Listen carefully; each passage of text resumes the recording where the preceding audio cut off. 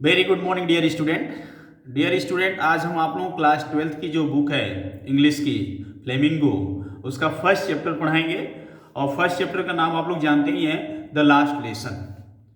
The last lesson यानी अंतिम जो कहानी थी। इट मीन्स इसके बैकग्राउंड में अगर हम जाते हैं तो ये इसका नाम क्यों पड़ा, थोड़ा इसके बारे में आप समझिए। फ्रांस और जर्मनी में युद्ध हुआ।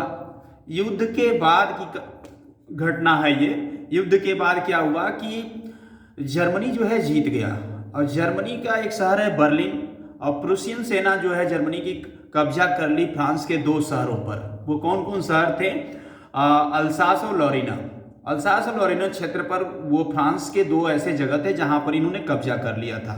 युद्ध तो विजय किसको मिली? जर्मनी को। तो जर्मनी को जब विजय मिली तो जर्मनी वालों ने क्या किया कि उन्होंने तय किया कि हम जो है वहाँ की भाषा और संस्कृति को भी मिटाने की कोशिश करेंगे। या जो स्कूल में पढ़ाई हो रही थी, फ्रांस भाषा में पढ़ाई हो रही थी, जैसे हम लोग हिंदी जानते हैं, अब हिंदी हम लोग जानते हैं और कुछ शहरों पर कब्जा करके कोई दूसरे देश का चाइनीज वाले कब्जा कर लें या कोई कब्जा करके हमको ये बाध्य करे कि आपको भाषा चाइनीज ही बोलनी है, तो बताइए कितनी ही दुखद घटना होगी हम लोग के साथ। ठीक सिचुएशन इसी तरह से उनके साथ भी हुई। वो जो है इतना तो कब्जा तो किए ही, शासन करने की मंशा तो थी ही, लेकिन एक उन्होंने डिसाइड किया कि वहाँ की भाषा को ही वहाँ नहीं बोलने दिया जाएगा। उस स्कूल में वही भाषा पढ़ाई जाएगी जो जर्मनी की भाषा होती है, जर्मन लोग बोलते हैं, यानी जर्मन भाषा पढ़ाई जाएगी। तो ये बहुत ही दुखद घटना थी। जो भी कैरेक्टर इसमें दिखाया गया है कि उनको जब पता चलता है, उन बच्चों को पता चलता है, जैसे आप ही स्कूल में पढ़ रहे हैं और आपको अचानक पता चलेगी कि नहीं आज हिंदी बंद होगी, भैया हिंदी नहीं पढ़ना है, आज से आपकी चाइना वाली चाइनीज पढ़ेंगे या कोई दूसरे देश की कंट्री पढ़ेंगे, किसी दूसरे देश या किसी दूसरे कंट्रीज की कोई भाषा पढ़ेंगे, तो आपको बताइए कितना दुख होगा। वैसे तो अंग्रेजी हम लोग पढ़ ही रहे हैं, ठीक है, लेकिन अगर एकदम बाध्य कर दिया जाए कि आपको चाइनीज पढ़ना है, आपको अपनी भाषा हिंदी से कुछ भी नहीं करना, उसका व्यवहार में भी प्रयोग नहीं करना है, तो ये बहुत ही दुखद होगी। तो ठीक यही घटना घटी जर्मन और फ्रांस के बीच। जर्मनी का एक शहर है बर्लिन। बर्लिन से खबर आई फ्रांस वालों के लिए और उन दो विशेष शहरों के लिए, दो विशेष अल्सास और लॉरिनो क्षेत्र के लिए, कि यहाँ के जो स्कूल में पढ़ाया जाएगा वो जो वहाँ की जो भाषा होगी जर्मनी भाषा पढ़ाई जाएगी। अब वहाँ के बच्चों के लिए बहुत बड़ी समस्या हो गई और वहाँ के लोगों के लिए बहुत बड़ी समस्या हो गई। और इसी जो है कंसेप्ट को ध्यान में रखते हुए ये लेसन जो है लिखा गया है, द लास्ट लेसन। तो let us start this lesson dear student. आप ध्यान से सुनिए इसको। और इसमें कुछ कैरेक्टर है, जैसे पहला जो कैरेक्टर है फ्रांज है। ही is the narrator of the lesson and student in A school. वह एक लड़का है जिसका नाम फ्रांज रहता है। वो नरेटर मतलब होता है किसी चीज को कहने वाला, बात करने। वैसे नरेट शब्द का मतलब होता है चिल्ला के कहना या बताना। तो he is the narrator of the lesson and student in school. School का स्टूडेंट है और नरेटर भी है। M Hamel, he is a teacher of the French language. M Hamel जो थे वो फ्रेंच लैंग्वेज के टीचर थे। And has pure patriotic feeling towards his motherland France. और फ्रांस जो देश है उसके पीछे पेट्रियोटिक फीलिंग मतलब पूरी तरह से देशभक्त थे वो अपने देश। कोई भी व्यक्ति अपने देश के लिए देशभक्ति होनी ही चाहिए, चाहे हम हो, चाहे आप हो, चाहे कोई भी हो। तो वो जो टीचर थे, patriotic feeling towards his motherland of France.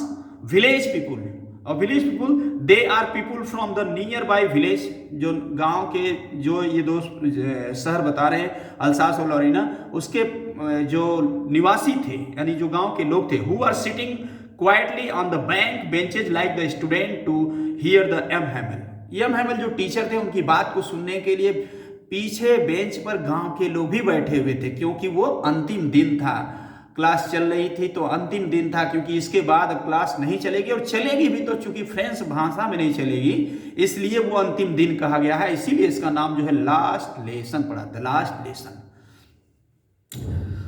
तो the last lesson is an inspiring and exciting story. ये बहुत ही इंस्पायरिंग है। इंस्पायरिंग का मतलब उससे प्रेरणा देने वाली है। एक्साइटिंग, बहुत ही एक्साइटिंग है, उत्तेजित करने वाली स्टोरी है। फुल ऑफ पेट्रियोटिक मतलब देशभक्ति से भरी हुई है। Forever the narrator of the story is a student. जो नरेटर है इस स्टोरी का, यानी कि जो इसको कहानी को मेन कैरेक्टर है, प्रोमिनेंट कैरेक्टर है, वो कह रहा है story is a student of M Hamel. M Hamel जो टीचर है उनका स्टूडेंट है और उसका नाम क्या है? Franz. Who teaches French at school in the territory of the Alsace Lorraine. वो जो क्षेत्र था, विशेष क्षेत्र था अल्सास और लरीनो, वहां जो है वो पढ़ाते थे। क्या पढ़ाते थे? फ्रांस भाषा। which has been occupied by the Persian force। और जो पर्शियन फोर्स थी, यानी जर्मनी की जो फोर्स थी, उसका पर्शियन नाम था, वो जो है उस पर कब्जा कर ली थी। In the story the teacher gives the lesson that let our object be our country. उसमें वो बताते हैं कि हमारा जो उद्देश्य होना चाहिए, हमारा सबसे जो उद्देश्य होना चाहिए, हमारा सबसे पहले देश होना चाहिए। जब भी कोई समस्या आए, कोई बात आए, तो सबसे पहले हम प्राथमिकता किसको देंगे? अपने देश को देंगे। गिव द लेसन, वो शिक्षा दे रहे थे, दैट लेट आवर ऑब्जेक्ट, जो हमारा उद्देश्य है, be our country, our whole country and nothing but our country. पूरा देश हमारा देश है, इसके अलावा हमारा कुछ भी नहीं है। सबसे पहले हम देश के बारे में सोचेंगे, उसके बाद हम अपने परिवार के बारे में सोचेंगे या किसी के बारे में सोचेंगे। इस तरह की भाषा जो है एम हैमेल जो है अपने बच्चों को, अपने स्टूडेंट को बता रहे हैं। For him French is the most beautiful language in the world. और वो कहते हैं कि फ्रेंच जो है पूरे संसार में सबसे सुंदर भाषा है। व्हेन पीपुल आर इंस्लेव्ड, जब लोग जो है इंस्लेव्ड हो जाते हैं, इंस्लेव्ड मतलब वो क्या होते हैं? दास हो जाते हैं, यानी दूसरे लोगों का कब्जा हो जाता है। इंस्लेव्ड का मतलब ENSLAVED। इंस्लेव्ड का मतलब होता है दास हो जाना, किसी की गुलामी के जंजीरों में बंध जाना। As long as they hold fast to their language. और करें कि वो तो ठीक है, हम तो देश पर तो कब्जा कर ही लेते हैं, लेकिन लैंग्वेज पर भी कब्जा करने की कोशिश करते हैं। It is as if they had the key to their prison. लेकिन जब आप अपनी भाषा पर भी, किसी के भाषा पर भी कब्जा हो जाता है, तो वो बिल्कुल जेल के समान हो जाता है। So it is the moral duty, इसलिए यह नैतिक हमारा कर्तव्य है, that they must God it among them and never forget it. ये हमारी ड्यूटी है कि कम से कम अपनी भाषा को न भूलें। आप देखिए, हम ही लोग हैं, हम लोगों पर अंग्रेजों ने शासन किया, मुगलों ने शासन किया, इसके पहले बहुत सारे लोगों ने बहुत कई राजा आए और यहाँ शासन किए, लेकिन अभी भी हिंदुस्तान की विरासत, हम हिंदुस्तान की संस्कृति में आप देखिए कि हम लोग अपनी भाषा को, अपनी संस्कृति को नहीं भूल पाए हैं, जबकि हम लोगों के ऊपर बहुत सारे लोगों का शासन हुआ। तो इसी प्रकार ये कहना चाह रहे हैं कि कुछ भी हो, लेकिन अपनी भाषा को हमें नहीं भूलना है। Never forget it. At the very end of his lecture in the class, M Hamel writes and black board. उन्होंने ब्लैक बोर्ड पर लिखा, क्या लिखा? वाइबल लॉ France, which means long live France. उन्होंने लिखा वाइबल लॉ फ्रांस, उसका मतलब होता है कि फ्रांस जिंदाबाद। So dear student, let us start the first paragraph of this story, the last lesson. I started for school very late that morning and was great dread of scolding. I started, I means Franz, student name is Franz.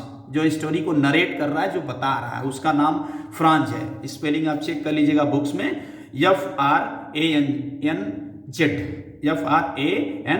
Franz. I started for school very late that morning and was in a great dread of scolding. Great dread of scolding. Dread मतलब डरा हुआ था कि उसको डांटा न जाएगा, क्योंकि वो I मतलब फ्रांस जो स्टार्टेड करता है, स्कूल जाने के लिए सोचता है, वेरी लेट, बहुत ही लेट, क्योंकि स्कूल जाने में अगर लेट हो जाता है किसी भी विद्यार्थी को, जैसे आप ही हैं, अगर आपको लेट हो गया तो क्या आप मतलब डरे नहीं रहेंगे कि कोई टीचर हमें मारेगा, कोई टीचर पनिश कर देगा, कोई टीचर बाहर कर देगा? तो इस तरीके से उसको भी लेट हो गया था, फ्रांस को भी लेट हो गया था, तो वो भी डरा हुआ था। I started for school very late that morning and was a great dread of scolding, especially because M Hamel had said that. क्योंकि एम हैमेल ने कहा था, हैमेल कौन थे? टीचर थे। M Hamel, HAMEL, M Hamel had said that he would question us on participle. Participle, it is the part of the grammar. Grammar का एक chapter होता है participle। वर्ब में जब आप पढ़ेंगे तो participle पढ़ेंगे, present participle, past participle। And I did not know, and I did not, I did not know the first word about them. कह रहा है कि मैं तो उसका पार्टिसिपल का एक शब्द भी नहीं जानता था, पार्टिसिपल का एक शब्द भी नहीं जानते थे, यानी जो फ्रांस थे पार्टिसिपल के एक शब्द भी नहीं जानते थे।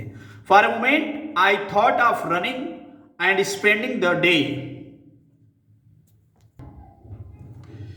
Mr. Hamel had said that he would question us on participle. I did not know the first word about them. कह रहा है कि मैं तो उसका एक शब्द भी नहीं जानता था। ये मैंने आपको बताया ना कि ग्रामर का एक पार्ट होता है, पार्टिसिपल चैप्टर होता है।